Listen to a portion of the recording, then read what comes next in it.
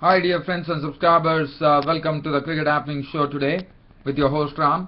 Well, before I start the Cricket Happening Show, one thing that I would like to tell you dear friends and subscribers of Cricket Happenings, all my loyal dear friends and subscribers, that I wonder whether you all are aware that any comments that you would be putting on my cricket show would not be probably captured. That's what YouTube says. So I'm not pretty sure about whether you people have actually posted any comments. So what I would really suggest is that try putting a comment on my cricket show and let me see whether I can receive that comment, because YouTube says that nowadays the comments wouldn't be available on the inbox where I normally look at the comments. So if at all you're posting your comments and probably I'm missing it, I wouldn't know.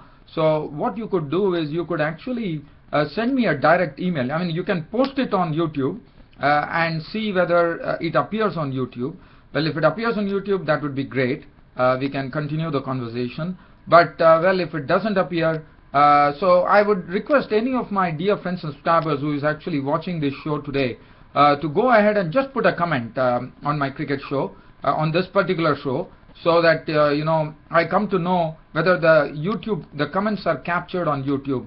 If at all it doesn't come, then the best bet will be for you, because I need to really look into what YouTube has done, because they say that all the comments will be taken by Google Plus now. So I wouldn't know for a fact right now. So I would suggest everyone to actually put a comment and see whether I am receiving it, or the best bet, if at all I don't receive it, then I would suggest that you can always go into my YouTube site and you can look at my email address, which is rsmoney41@hotmail.com. Well, you can either put it at rsmoney41@hotmail.com on YouTube, or on Google Plus I have rsmoney41ch, that is cricket happening. So rsmani 41 c as in cricket, h as in happenings, at gmail.com. So you can go either route, and I just wanted to confirm, because I don't want to be like, I normally respond to all the comments and I would continue it I would like to continue it that way.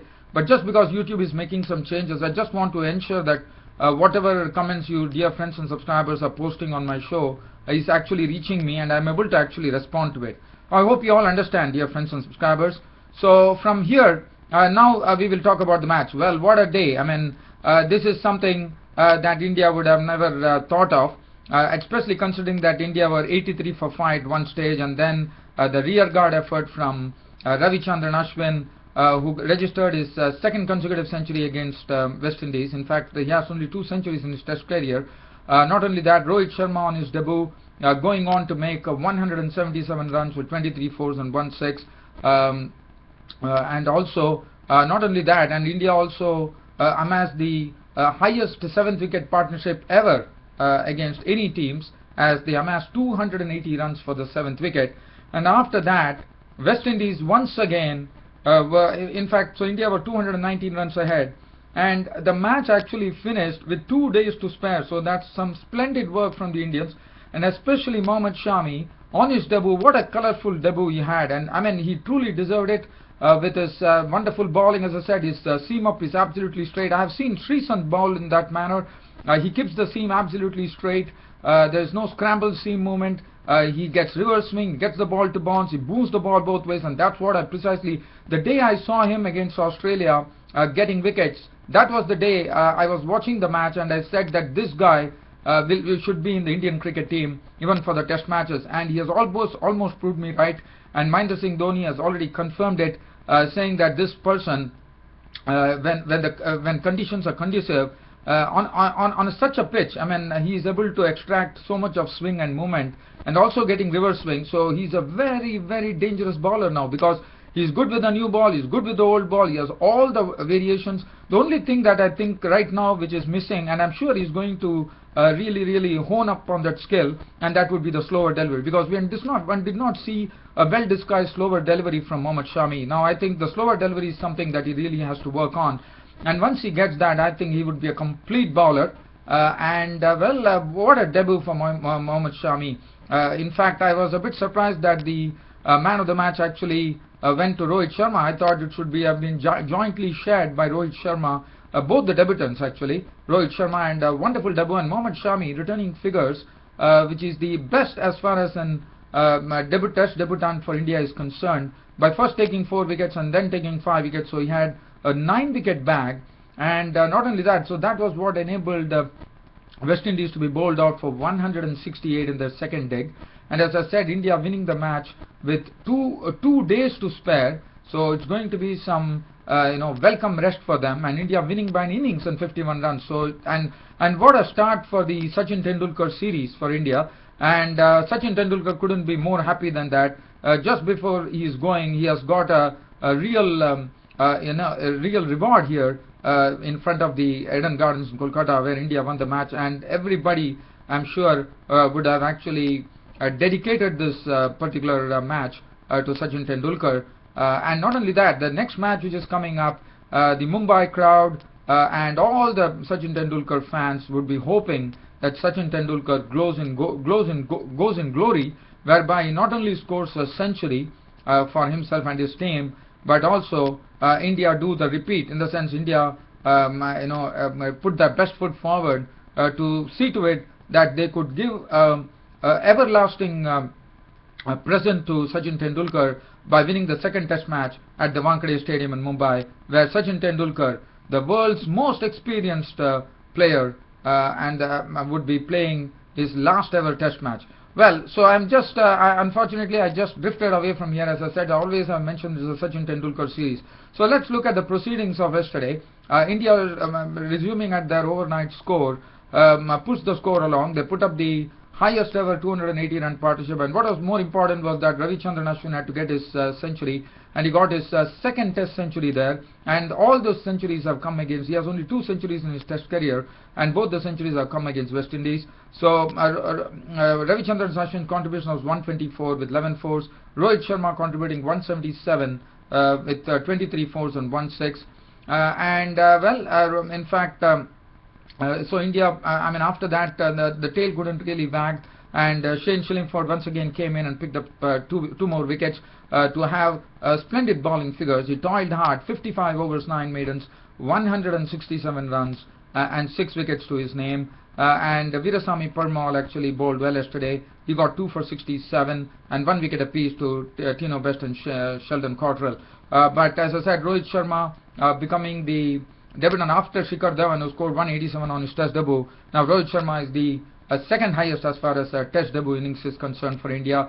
Not only that, Mohammed Shamis getting on his debut to become take the highest number of wickets ever by a test debutant for India.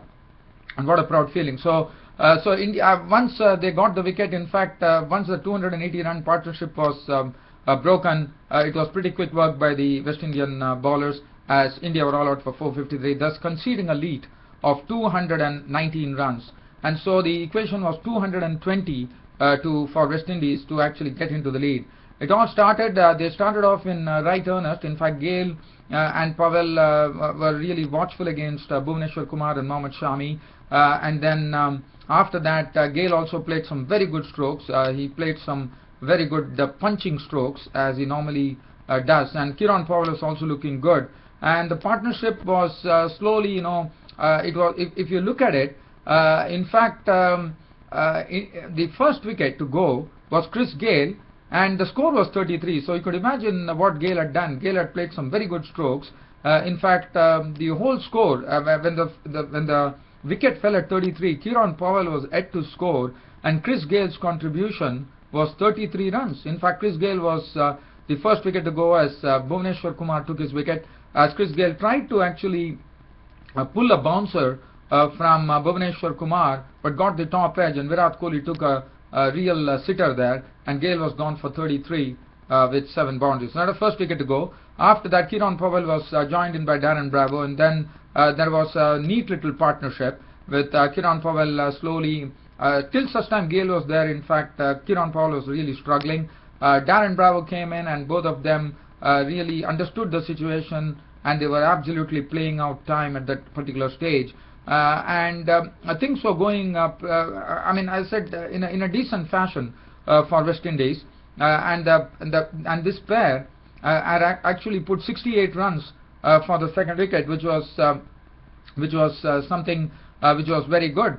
And that was the time Ravichandran Ashwin, with the ball struck, he came in and disturbed this particular second wicket stand by first picking up the wicket of Quinton Powell, who was LBW bowled Ashwin for 36 with 5 fours. Now this was the time the collapse started. Once the score reached 101, West Indies the other day, as you know, they collapsed from 168 for 1 to being all out for 234, and it was a similar story today. And especially considering the circumstances that they were in, it was a very, very poor display of West Indian batting there.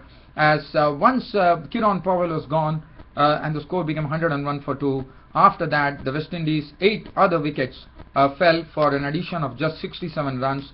With it all starting with Marlon Samuels dismissed by a ball from Mohammed Shamis for 4. But Marlon Samuels, well, I would say, got the rough end of the stick from the umpire Neil Long, and Neil Long, as you know, he also gave the verdict for Sachin Tendulkar, and it was a similar situation where Mohammed Shami actually got Marlon Samuels wrapped on the thigh pads, and Marlon Samuels seemed to indicate to umpire Long that he was hit on the thigh pad, but he had to go. There's no decision review system in this particular series, as you know, and Marlon Samuels was a goner. LBW bowled Mohammed Shami for 4, and this was the time. So the score became 110 for 3. And after that, it was some very good reverse swinging bowling from Mohammed Shami as things really started happening for India. Darren Bravo was the next to go, caught by Sharma of the bowling of Ashwin for 37 with 4 fours. And then Sivanarayan Chandrapal was just a forlorn figure at the other end as wickets started tumbling it just started, the West Indies innings just started sliding all the way down to being all out for 168. Sivanarayan Chandrapal is a forlorn figure, unbeaten on 31 with 2 boundaries, and he saw what was happening in front of his eyes as Mohammed Shami in that particular over, that is when he was bowling, Mohammed Shami came in and dismissed Dinesh Ramadan, who was caught by Murli Vijay with a very good reverse swinging ball delivery, and Dinesh Ramadan was sucked into it. Caught Vijay bowled Mohammed Shami for 1. After that, this was another eventful over which was bowled by Mohammed Shami, in which he took 3 wickets. And Mohammed Shami, as I said, he was operating with the old ball. He's a very pretty dangerous customer. That's what one has seen with the old ball. Seam up straight. He's able to reverse swing the ball. He has the bouncer. He uses. What was very important was that he was bowling on a good line and length, and that's what really enabled him. First, Darren Sammy, and all these wickets that he took, he first had Darren Sammy clean bowled for 8 with a reverse swinging delivery. He was gone. After that, Shane Chillingford knew nothing about the delivery from Mohammed Shami. He was castled for a duck. And then the next to go in the same over was Veersamy Permaul, who was a goner, as he was in fact, this was a very smart piece of work by Mahendra Singh Dhoni. There was a loud appeal from Mohammed Shami for LBW to Veersamy Permaul. And Veersamy Permaul was actually wandering outside the crease at the time, and all the concentration was on the umpire and also on the bowler. And Mahendra Singh Dhoni, who had actually collected the ball, did a smart piece of work by underarming the ball into the stumps, and it was a very sorry sight that Veersamy Permaul had to walk off after being run out. And absolutely, the Indians were absolutely joyful, and they were having a real laugh there, because Veersamy Permaul would have not even realized that Dhoni would actually underarm the ball into the stumps. He was probably concentrating on the umpire. He was looking at the umpire. He was probably looking at the appealing that Mohammed Shami was actually pleading with the umpire. And in all the confusion, Mahendra Singh Dhoni had underarmed the ball into the stumps, and he was gone for a duck. What a dismissal there. So 152 for 8 then. And after that, it was pretty quick work. Tino Best was sent to the pavilion. Kothoja bowled Ashwin for 3. And Shane Cottrell got a ball which splayed the stumps at Mohammed Shami, getting his first 5-wicket haul, his maiden 5-wicket haul in Test cricket. As what he did is, he got a ball which actually splayed the stumps of Sheldon Cottrell, and it was all over with Sivanarayan Chandrapal, a forlorn figure at the other end, unbeaten on 31 with 2 fours, and the West Indies innings had totally folded for 168. So 168 all out, India winning by an innings and a 51 runs margin to go 1 up in the 2-match series, in the Sachin Tendulkar series, as I always say that. And look at the bowling. Mohammed Shami, what a colourful debut. I really feel sorry that as far as the, I'm not really, I'm not criticizing it, but I thought that Mohammed Shami should have shared the man of the match equally with Rohit Sharma, because he played a great role. Even though Rohit Sharma made 177, I thought Mohammed Shami's 9 wickets played a great role, and especially considering that Mohammed Shami was on his debut, I would have really loved to see Mohammed Shami and Rohit Sharma actually share the man of the match, but it was not to be. Rohit Sharma was named player of the match. Mohammed Shami bowled excellently, 13.1 overs, no maiden, 47 runs and 5 wickets. It looks like India have already unearthed a bowler of real note here in Mohammed Shami. What a debut. 9 wickets on his test debut. 6 overs, 1 maiden, 1 for 20 for Bhuvneshwar Kumar, who bowled well. Ashwin once again being the first player to actually get 5 wickets, in the sense in total 5 wickets, and also score 100, when Ravichandran Ashwin 19 overs, 2 maidens, 3 for 46. Pragya Anuja 13 overs, 3 maidens, none for 27. And Sachin Tendulkar got an opportunity to bowl 3 overs, no maiden, none for 18. Now, well, so the first test match is over. Now the focus will be on the second test match, and what a focus it will. The world will be focusing on that match, as the maestro of Indian cricket, Sachin Ramesh Tendulkar, would be hanging up its boots at the Wankhede Stadium in Mumbai. But India have lots of time. In fact, they can celebrate a lot, as they have 2 days. They have won the match with 2 days to spare. Probably they could have a great party with Sachin Ramesh Tendulkar in those 2 days. Well, so let's look at the other score now, because from here I'm going to take you down live to a match which is happening. It's the 4th One Day International, played at the Sheikh Zayed Stadium here in Abu Dhabi. In fact, as you know, Pakistan are they are down. In fact, South Africa are leading 2-1 in the series, and South Africa today putting up a total, batting first at the Sheikh Zayed Stadium, putting up 266 for 5, batting first. And well, the feature was Quinton de Kock, such a talented bloke from South Africa, finally getting his maiden test century, his 9th One Day International. 112 with 9 fours and 1 6, a responsible knock from him. 112 of 135 balls with 9 fours and 1 6. And what was another thing that I would like to talk about Quinton de Kock is that he raised, in fact he went to his maiden test century with a length ball which he deposited over long on of the bowling of Mohammad Irfan for a 6. What a shot that was to bring up his maiden test century, not showing any signs of nerves, and he looks to be a really talented player here. And today that talent really came into the fore. He was definitely nurtured by A.B. de Villiers in the middle, who actually told him to hold his head and play a waiting game, and that was what precisely Quinton de Kock did. And finally, with his knock of 112, his maiden test century in his 9th One Day International with 9 fours and 1 6, took the South African total to 266 for 550 overs. Amla contributing a very strokeful 46. He was looking very impressive with his stroke making. It was absolutely, I would say, as I said, it's a batting pitch, absolutely sweet music when Ashim Amla was playing. He played some exquisite cover drives, 46 of 50 balls with 6 fours. Du Plessis made only 10. De Villiers contributing 30 of 40 balls with 2 fours. And in the end, Dumini making an unbeaten 21 balls with 1 4 and 1 6. And McLaren making 28 unbeaten runs of 21 balls with 3 fours and 1 6. And South Africa making 266 for 5 of their 50 overs. Mohammad Irfan, a pretty costly 1 for 51. In fact, Saeed Ajmal went going wicketless, 10 overs, no maiden, none for 53. In fact, I thought Quinton de Kock handled him pretty well. Shahid Afridi, none for 38, 2 for 34 for Mohammad Hafiz, 2 wickets for 42 for Junaid Khan, bowled well, and 1 for 51 for Mohammad Irfan.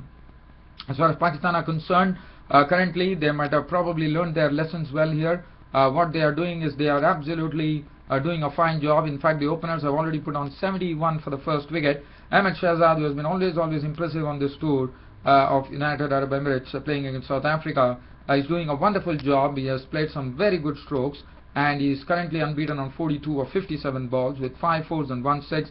Mohammad Hafiz is also trying to get himself into form here, and he has contributed a neat looking 26 of 45 balls with 3 fours. So both the batsmen in the middle.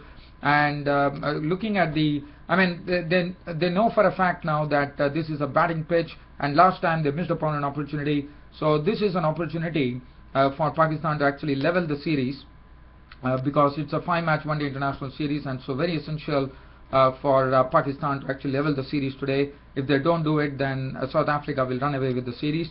One thing that I would like to say, that Pakistan would have definitely learned their lessons in the previous match, and they know for a fact that this is a perfect batting pitch, and that's what precisely they are doing. So right now drinks are on the field as Pakistan right now chasing 267 to win the match in the fourth one-day international, are placed at 71 for no loss of 17 overs. They're going at a rate of 4.17 runs per over. Bowling figures, Dale Steyn has been absolutely on the money. 4 overs, 1 maiden, none for 9. So Sobe, 6 overs for 26 runs. Moni Morkel, 4 overs, none for 13. Ryan McLaren, 2 overs, has been costly for 14 runs. Imran Tahir has bowled just 1 over for 9 runs. Today, Sohaib Maqsood is making his debut and is coming in as 1 drop. So currently, Pakistan are doing a fine job, I would say, with the current situation that they're in.